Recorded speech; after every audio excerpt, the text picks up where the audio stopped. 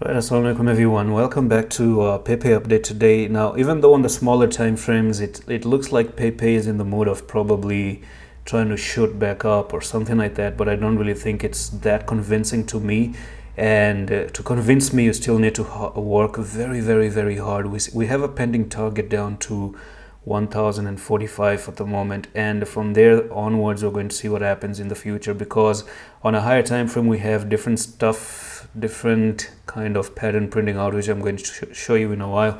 Now, thing is that there is this flag here, and I do probably believe that you have a continuation to continue a little bit lower. So you're looking for from there to there. We might be printing in a bear flag here, and this bear flag actually takes you down to 957 or probably 927, something like that, I do believe. So yes, bear flag is coming in, 927 is coming in, and that's where you have your last final chance to really hold the retest. So if you're coming down here, I kind of believe that this, if you're not going to pump back up and lose it for the first time back test, then that's pretty much something to go even lower. Now something like this can actually happen where you lose it, come down 730, right, and then you pump back up and you go to 966, right, for the retest, or maybe even shoot to 992, and then finally get rejection there and drop down to 424.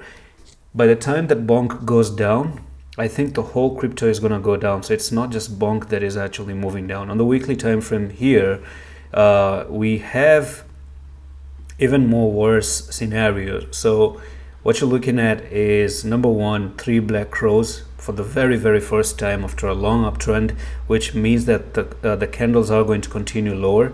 In 10 hours, you're about to close this one red candle, and if you combine that red with this green candle, both of them combine to make a bearish candle as well. So the weekly, the higher time frame look like they are bearish, and when higher time frames are bearish like this, the lower time frame get weak. They don't have enough strength to push the prices back up. So that's one thing. And yes, the direction is pretty clear day by day that, you know, this thing wants to fall down. The market even wants to fall further down. On the weekly, every single coin is looking a little bit weird to me. And that's it for the update today. I'm going to see you in the next one. Allah Hafiz.